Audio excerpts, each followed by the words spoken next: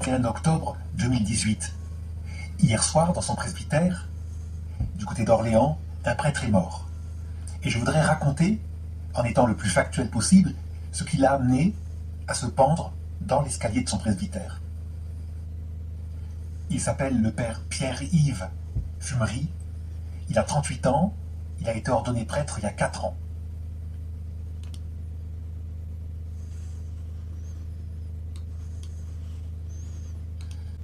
Au nom du Père, et du Fils, et du Saint-Esprit. Amen. Monsieur Arnaud Dumouche, permettez-moi d'abord de vous remercier pour cette prise de parole que vous avez eue à l'occasion du départ de mon confrère, Pierre-Yves Fumery, surnommé Pif. Nous avions en commun cette proximité avec les familles. L'une d'elles a été extrêmement choquée par l'événement dramatique qui lui est survenu.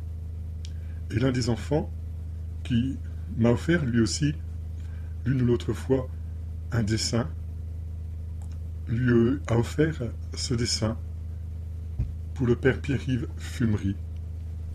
C'est un dessin suite aux 4 vacances qu'il avait vécues avec ce prêtre. Par discrétion, je me dois de vous parler sans montrer mon visage et en cachant mon identité, parce que aujourd'hui, dans l'Église, on pourrait dire que la discrétion est de mise pour tant de prêtres qui, effectivement, ne prennent pas la parole. Des prêtres qui sont dans la discrétion, qui sont dans l'effacement, qui vivent leur ministère au quotidien, chargés de ce poids d'une Église en souffrance, de membres de l'Église en souffrance. Et bien sûr, pas seulement du côté de leurs confrères, mais aussi du côté de tous les baptisés, de tous les laïcs, les fidèles laïcs, comme aimait le dire saint Jean-Paul II. Vous voyez dans la prise de vue qu'il y a des photos très évocatrices. D'abord, ce magnifique sourire de Pierre-Yves. 50 heures exactement, puisqu'il le dit lui-même, avant l'ordination sacerdotale. Et nous le voyons dans un canoë. Et tout proche de cette photo, un autre canoë avec le futur Saint Jean-Paul II. Et une autre photo où on voit Saint Jean-Paul II dans une situation décontractée avec des jeunes qu'il évangélisait à travers le sport, à travers des activités où il pouvait passer un message. Nous étions en Pologne. Aujourd'hui, nous sommes confrontés à une situation inédite dans l'Église. La maman du petit Louis m'écrivait, et je lis son message, « Si un prêtre ne peut plus prendre un enfant dans ses bras, sans risquer maintenant d'être accusé de gestes inappropriés et d'agression sexuelle, mais dans quel gouffre sommes-nous en train de tomber? Combien de chrétiens, enfants, ados, adultes, peuvent pourtant déposer leur âme sur l'épaule d'un prêtre, comme sur celle d'un père, sans rien d'impur? Et quelle force et quelle consolation en reçoivent-ils? » Et s'adresse à mon confrère, « Paix à toi, Père Pierre-Yves, nous savons que tu es quelqu'un de bien, d'intègre, qu'avec ton cœur d'enfant, tu n'as rien fait de mal, que tu étais un homme heureux, comme tu nous l'as dit il y a quelques semaines à la messe du dimanche, que tu étais plein de projets, comme tu as dû souffrir pour en arriver là. Nous ne voulons pas te laisser partir sans te dire merci. Merci pour tout ce que tu as fait pour chacun de nous, enfants et adultes. Merci pour ton dévouement, ta gentillesse, ton écoute, ta rigueur, ton audace dans les idées innovantes, tes enseignements, ton amour du Seigneur, de la liturgie, ta joie, tes chorégraphies, ton humour pince sans rire. La mission continue, oui, avec toi, mais d'une autre manière. prie pour nous comme nous prions pour toi, pour ta famille, pour ta chère communauté paroissiale. À tout le temps, adieu, cher Père, Pif. Monsieur Dumouche, vous avez su, dans cette vidéo, situer la problématique en profondeur de tant de prêtres qui traversent ce que vous nommez, à juste titre d'ailleurs, des nuits. Celle que vous nommez la nuit d'esprit a pu atteindre effectivement ce prêtre. Et son évêque, rompu aux écrits du Carmel, et notamment au fondateur de Notre-Dame de Vie, Je veux voir Dieu, sait très bien que dans ces phases délicates où Dieu façonne un saint, tout est remué, tout est chamboulé dans sa vie personnelle, spirituelle, et que tout concourt à des purifications en profondeur, qui n'ont plus rien à voir avec des zones sensibles, on va dire plus superficielles. Et ces purifications que certains nomment purification de la nuit et de l'esprit, pourquoi pas, sont des occasions où Dieu prend en charge de plus en plus la vie spirituelle du prêtre, mais aussi sa vie pastorale. Mais c'est aussi le moment où le démon s'acharne, où la lutte contre Satan, pour reprendre l'expression du pape François pour le mois d'octobre 2018, est terrible. Il nous faut nous appuyer sur Marie. Ce n'est pas pour rien que le pape François nous demandait de prier le petit exorcisme de Léon XIII, s'adressant à l'ange Saint-Michel, mais aussi une des plus anciennes antiennes mariales, Vierge Marie, sous votre garde nous nous réfugions. Ce n'est pas pour rien qu'en ce mois d'octobre, au cœur même de la tourmente que l'Église traverse, ce prêtre, finalement, a posé le geste fatal. Mais nous le savons, Dieu est capable, comme dit le curé d'Ars, entre le pont et l'eau d'une personne qui s'était suicidée, de tout reprendre. Nous voudrions, avec vous, monsieur Dumouche, qui avez eu cette sensibilité et cette audace de commenter ce drame, nous voudrions avancer un peu plus dans cette question très sensible que vit l'Église au niveau pastoral. Quand nous regardons le dessin réalisé par Louis, nous voyons un homme bien carré, costaud, les deux mains vers le cœur, symbolisé par ces taches jaunes, et puis cette étole, verte, couleur de l'espérance. Un homme bien enraciné sur le sol, dans un équilibre parfait. Pour le père Pierre-Yves Fumery, Louis. Alors, permettez-moi de reprendre 2-3 éléments qui me semblent essentiels comme prêtre et que je voudrais partager avec vous. D'abord, vous le savez, le pape François parle de l'Église comme d'un hôpital de campagne, nous invitant à aller à la périphérie. Saint Louis-Marie Grignon de Montfort était, et tant d'autres saints dans l'histoire de l'Église, des hommes de la périphérie, de l'Église de campagne. Et il avait des images très parlantes. On ne peut pas aller chercher quelqu'un dans la boue sans revenir avec de la boue aux pieds. Les pieds qui touchent la terre, l'humus. L'humus, humidité, la terre, les pieds, la poussière du sol. Je me souviens de ce prêtre décédé aujourd'hui qui me disait, quand j'avais l'âge du père Pierre-Yves, exactement son âge, tu sais, bénis le Seigneur, remercie le Seigneur pour cette poussière de pulsion qui travaille ton être, ta personnalité, car c'est partant de cette poussière que le Seigneur élabore le désir, peaufine le choix en toi du don total. Il faut partir de cette poussière, de ces pulsions parfois incontrôlables au départ qui nous semblent nous submerger, et puis laisser l'Esprit Saint élaborer ses forces vitales, essentielles, primales pourrait-on dire, pour qu'elles s'organisent en force ouvrant un espace de communication en renonçant à la satisfaction immédiate, pour pouvoir, dans ce renoncement, découvrir la possibilité d'un désir qui grandit et qui nous oriente vers d'autres réalités que ces premières forces élémentaires. C'est un grand secret que me disait ce prêtre. Il me disait, mais réjouis-toi, il était déjà bien âgé, de vivre cette réalité. Et de fait, je le remercie aujourd'hui, car il m'a éclairé pour toute ma vie, pour intégrer en moi cette vie qui touche l'être humain, tout être humain. Oui, nous sommes faits de forces parfois obscures, mais c'est voulu par le Seigneur. Et si nous nous laissons immerger dans le cœur de Dieu, peu à peu, de ces forces obscures, naît une relation. Et cette relation, elle est vraiment une relation de vie. Une relation qui donne la vie parce que nous sommes passés par les eaux, pour reprendre certaines images. Nous avons traversé quelque part aussi nos enfers et nous allons plus loin.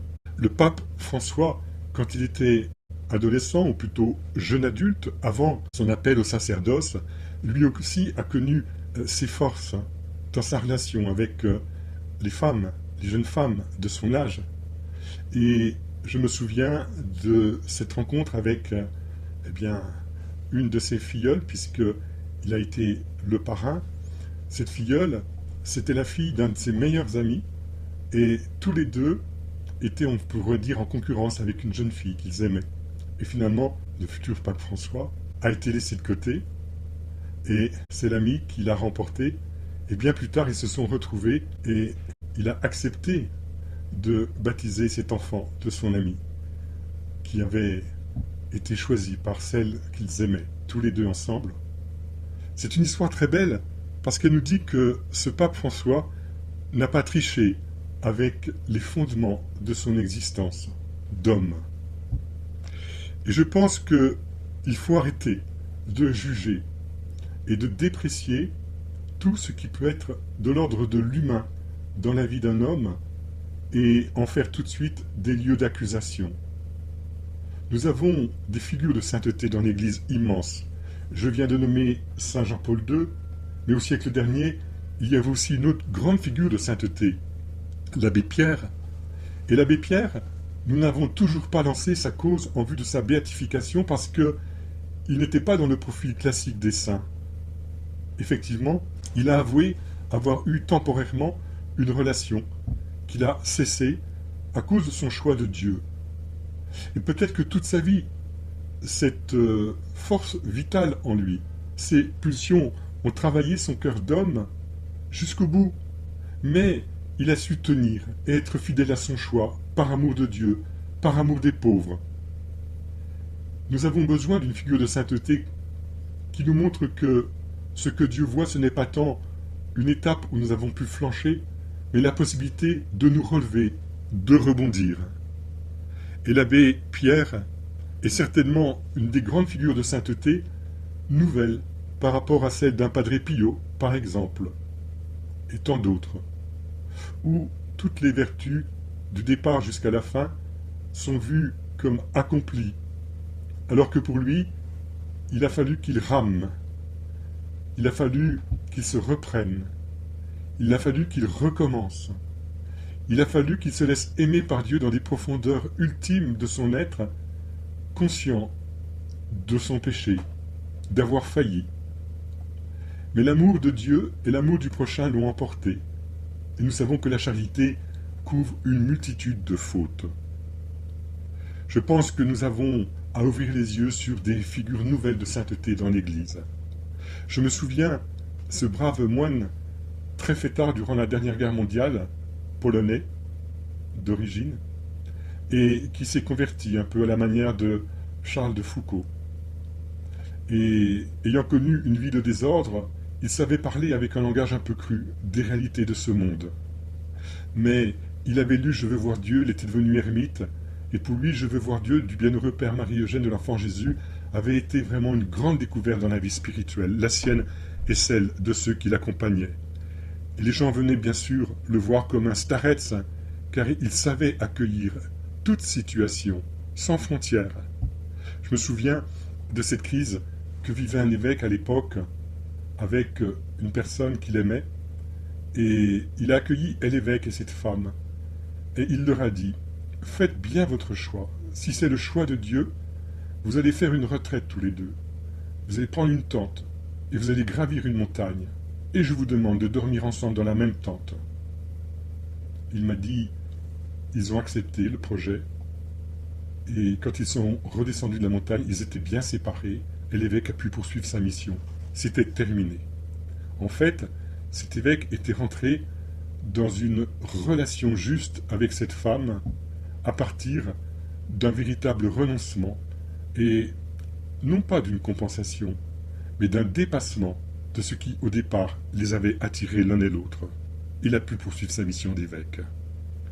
Saint Paul nous dit qu'il avait une écharde dans sa chair. Il me semble que cette écharde pouvait être quelque chose de l'ordre d'un eczéma avec un prurite qu'aujourd'hui on arrive à résorber par certaines pommades en pharmacie.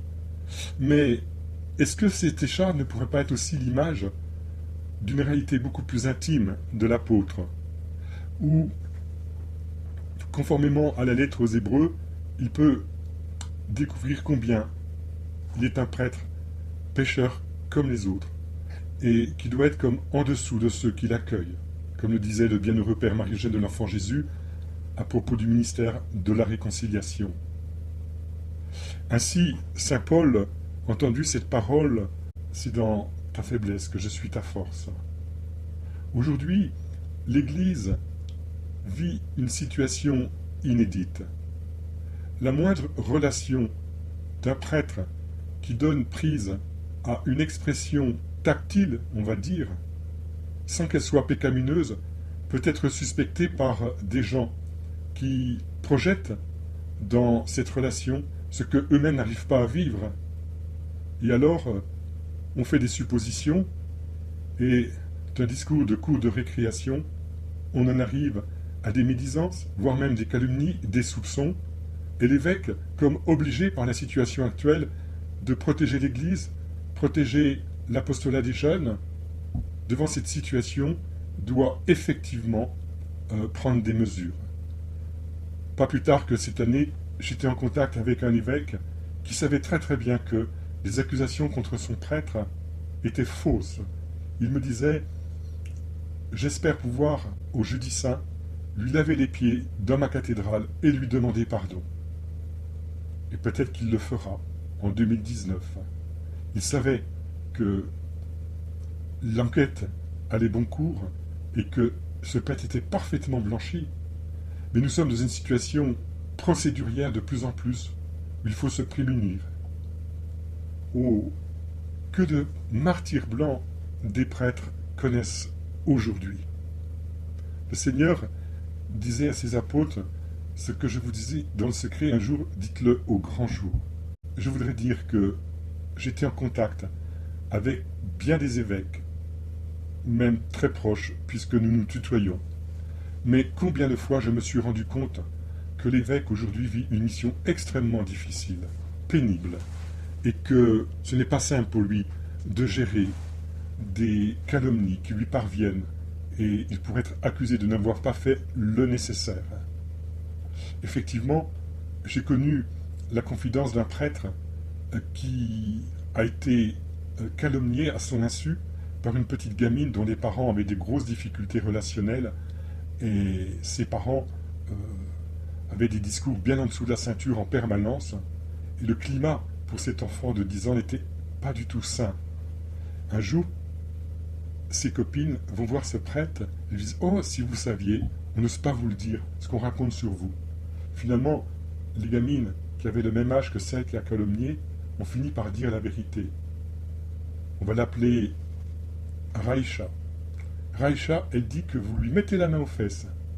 Immédiatement, le prêtre a dit « Mais vous y croyez ?»« Ben non, père, on sait bien que ça ne peut pas être ça. » Et au moment où elles ont avoué cette calomnie à ce prêtre, la petite est arrivée et s'est approchée du groupe, et ses copines lui disent « Allez, dis-lui ce que tu nous as raconté. » Immédiatement, la petite les a regardés en disant « Mais c'est pas vrai, c'était pour voir comment vous alliez réagir. » Elle regarde le prêtre et lui dit « Père, je vous demande pardon. » Évidemment, le prêtre lui a signifié que c'était très grave ce qu'elle avait fait, qu'il pardonnait. Et tout de suite après, quand les enfants se sont dispersés, le prêtre est allé faire une déclaration à la police. Et le plan Orsec s'est mis en place, enquête dans le lieu de son apostolat. Il n'a rien su de cette enquête. Mais il est vrai que du jour au lendemain, quelques mois après, il est viré de son presbytère, il est viré totalement de l'évêché, du diocèse dans lequel il rendait ce service pastoral. Plus tard, l'évêque qui l'avait viré a dit « Ah oui, le père untel, nous avons su qu'il était calomnié et après que c'était faux. » N'empêche que ce prêtre est parti avec une blessure. Et la blessure de ce prêtre était d'autant plus profonde qu'il me disait que, se sachant un pauvre pécheur, même si il ne commettait aucun acte qui pouvait lui être reproché avec des enfants, il se savait protégé par Dieu de ne pas être dans cette perspective-là, et que s'il ne tombe pas dans ces domaines-là, c'est aussi parce que Dieu l'en a empêché, comme dit saint Maximilien Kolbe, quand nous péchons, remercions le Seigneur de ne pas pécher ni plus souvent, ni plus profondément. Ainsi, l'intercession d'un prêtre n'est pas une intercession de loin pour les pauvres pécheurs. C'est une intercession de près parce qu'il est de la même patte que l'humanité qu'il sert à travers ceux qui font appel à ses services. Il n'est pas en haut, il est à côté de ses frères et sœurs humains qui souffrent tant du péché. Et quand le prêtre se confesse, nécessairement, sa confession prend en charge les structures collectives du péché, comme disait saint Jean-Paul II. Et ces structures collectives du péché, il les connaît à partir de l'hameçon, qui a été pour lui l'occasion de découvrir, même si ce n'est pas par des gestes extérieurs, des actes extérieurs, mais son péché intérieur. Comme si le Seigneur lui rappelait que l'homme pêche 77 fois 7 fois dans la journée, et l'invite, lui le prêtre, à demander pardon en union avec les pauvres pécheurs. Ainsi, le prêtre sait que son ministère s'appuie sur une miséricorde qui le dépasse complètement, déjà pour lui et ensuite pour les autres. Si les prêtres devaient être parfaits, accomplis, seraient-ils capables d'accueillir et de soutenir dans leur démarche de conversion ceux qui leur sont confiés? Si les prêtres devaient prendre une telle distance que les enfants ne puissent plus avoir un seul contact tactile avec lui gratuit, une petite caresse, un petit baiser, un serrement dans les bras, comme on le voit dans la photo avec saint Jean-Paul II, avec le pape François, si le prêtre devait ne plus avoir de contact humain avec les gens qu'il dessert, serait-il vraiment dans son ministère accompli? Je crois que non.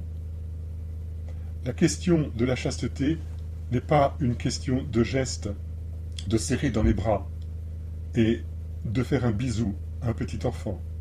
La question de la chasteté est une question beaucoup plus profonde, qui touche le cœur du prêtre, et ceux qui bénéficient de la tendresse d'un prêtre comme d'une autre personne savent reconnaître l'intention et être reconstitués intérieurement par ce geste qui nous dit que Dieu est tendresse, que Dieu est amour, et que ce n'est pas un amour qui se passe de signes extérieurs.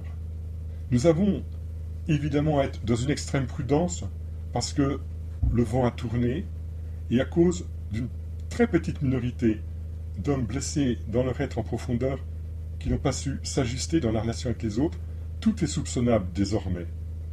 Mais je crois que le prêtre est un homme avant tout de prière, d'union à Dieu, et que quand il se livre à l'apostolat, l'enracinement de ses gestes, de ses paroles, de ses silences aussi, est très profond. C'est comme la pointe d'un iceberg.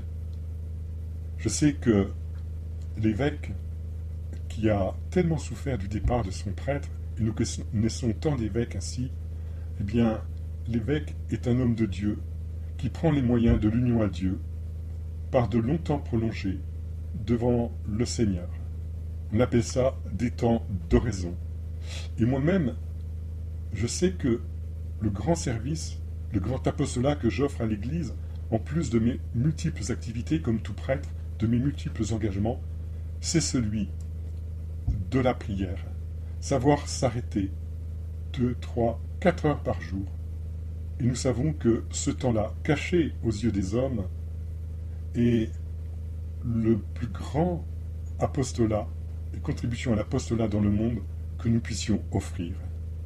Alors, Monsieur Dumont, je termine en vous remerciant profondément. Vous savez que nous, les prêtres, nous ne pouvons pas nous exprimer si librement que cela. Et c'est aussi normal, parce que nous ne devons pas donner prise à ceux qui n'attendent qu'une occasion pour utiliser nos paroles, les détourner, comme dans l'Évangile, Jésus s'affrontant aux pharisiens, aux scribes. Mais nous le savons, une parole doit être libérée aussi du côté des prêtres. Il n'y a pas que des agresseurs, il y a aussi des victimes.